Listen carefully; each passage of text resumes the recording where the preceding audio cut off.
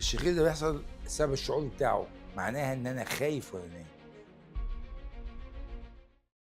الحجاب الحاجز، الحجاب الحاجز دي ده عضلة كبيرة جدا بتفصل الصدر من الداخل مع البطن. يعني الحجاب الحاجز فوق الرئتين على طول، وتحتيه احشاء البطن، يعني الكبد والمعدة لازقين فيه كده. فالحجاب الحاجز عبارة عن عضلة كبيرة دايرة كده زي الصينية، بتنقبض. اما تنقبض توسع كده، تقوم الواحد يلاقي نفسه بيعمل ايه؟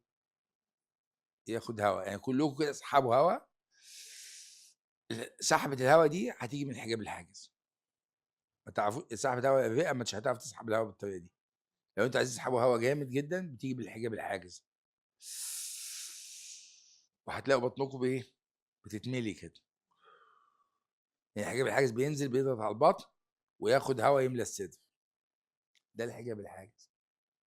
الحجاب الحاجز عضلة. عضلة بتعمل ايه؟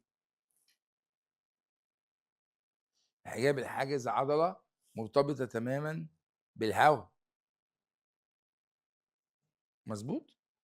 فالهواء هو الحياة. لو الحياة ما تلزش يبقى أنا مش عايز هواء.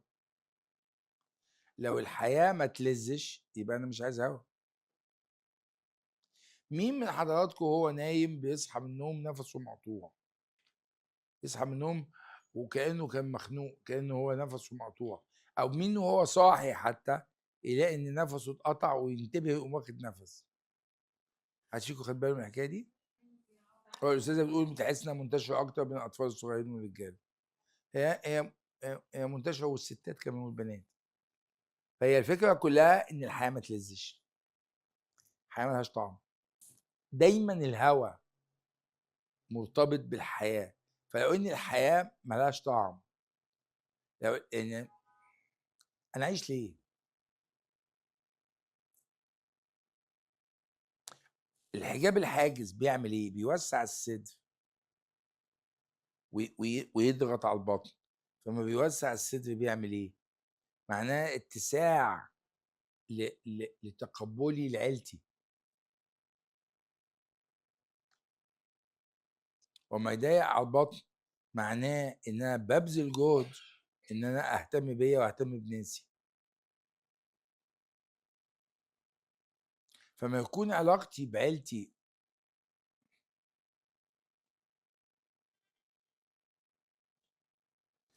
مش عايز اتنفس. لما يكون الحجاب الحاجز لما بينقبض بيعمل ايه؟ بينزل لتحت كده جامد، ويقوم ساحب الهواء في الرئه ويوسع الرئه كلها، يوسع الصدر كله. وما بينزل تحت بيضغط على البطن. فالضغط على البطن ده الشعور المقابل ليه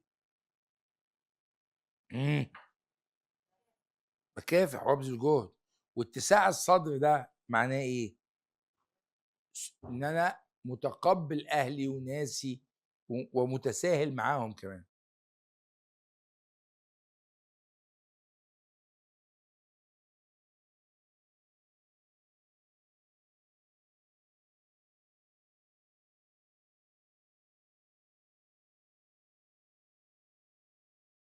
بيشتغل باللاوعي وبيشتغل بالوعي الاثنين. فالجزء في الحجاب الحاجز في اللاوعي يقف. فحله الوحيد اشغله ازاي؟ بالوعي. انا بتحصل معايا كتير. أبقى بتكلم قاعد مع الناس وبتكلم، او في البيت وقاعد، وابص الاقي نفسي خدت نفس مره واحده ان نفسي وقف. لا دي غير الضغط. تلاقي وانت قاعده بتتكلمي او انت قاعده ساكته، تلاقي نفسك وقفت وانت خدتي نفس. بتحصل كتير جدا. ده نتيجه ايه؟ ان انا مش مرتاح. فدي منتشره اكتر ما انتم متخيلين. وفي ناس كتير بيناموا على اجهزه اكسجين بسبب هذا الموضوع. ناس كتير جدا بيناموا على اجهزه اكسجين بسبب هذا الموضوع. او يعني بيمشوا الهواء في البيت قبل في الاوضه او الغرفه اللي هم بيناموا فيها. بس هو الناس بتنام على اجهزه اكسجين وجهاز مخصوص للتنفس ده، لان هنا بيقولوا المرض اللي بيتكلموا عنه اسمه توقف النفس اثناء النوم. بس هو في الواقع هو توقف النفس اثناء النوم واثناء الصحيان برضه. بس احنا ما بنشتكيش اثناء الصحيان ليه؟ ان مجرد ما النفس بيقطع باخد نفس، ما بشتكيش هروح الدكتور انا باخد نفس، ما حدش بياخد باله اصلا. لكن هو اثناء اليوم بيقطع اكتر ما اثناء الليل. اي حاجه، مش فكره طلوع السلم ونزول سلم، هي عمليه شعوريه. انا مش مبسوط ان حاجه ممكن طلوع السلم يبقى فيه نهجان، مش ده اللي بتكلم عليه. انا بقول توقف نفس، مفيش نفس، حله الوحيد ايه؟ ده مش نهجان اللي بقوله، ده نفسي واقف وبحركه. الناس اللي بتشخر الشخير ده مش الشخير ده هو هقول لك ازاي، هو مش هو انقطاع النفس. الشخير ده بيحصل صوت نتيجه السبب الشعوري بتاعه. انا بخوف اللي حواليا وانا نايم، معناها ان انا خايف وانا نايم، انا مش نايم مرتاح، انا مش نايم في امان. فكل ما كان الانسان مش نايم في امان. طب سؤال، هجاوب لك على السؤال ده اكتر من كده، لسه ما قلتش حاجه. فالشخير انا بخوف الناس اللي حواليا وانا نايم عشان ما حدش يفتكر ان انا نايم ويأذيني، فانا بشخر بعمل صوت عالي عشان ما حدش يقرب مني. الشخير غالبا ما بيبقى معاه توقف نفس، لسه كنت بتكلم عنه. الانسان اللي هو نايم وخايف الحياه ما تلزش، بتلاقيه وهو نايم يقطع نفس. بس المشكله في قطع النفس وانا نايم انه بتقطع بجد، لان انا مش واعي ان انا ارجعه. فاهمينها دي ولا مش فاهمينها؟ يعني انا وانا نعسان انا صاحي اما نفسي بيقطع بعمل ايه؟ على طول اوتوماتيك، يعني ما بفكرش فيها.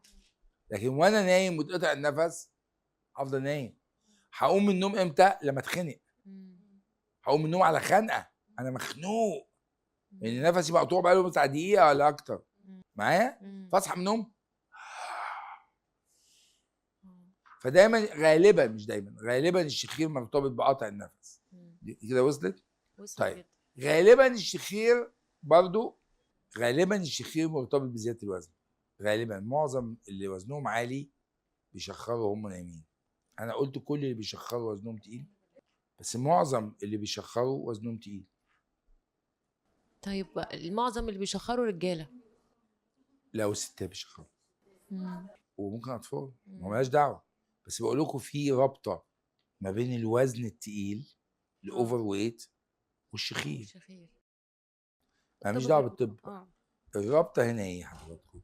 ان كل ما وزني زاد ده معناه ايه؟ انا عايش تحدي اكبر. كل ما وزني زاد معناه ان انا عايش تحدي اكبر. الناس اللي عايشه بوزن تقيل تحدياتها عامله ازاي؟ وبالتالي مخاوفها عامله ازاي؟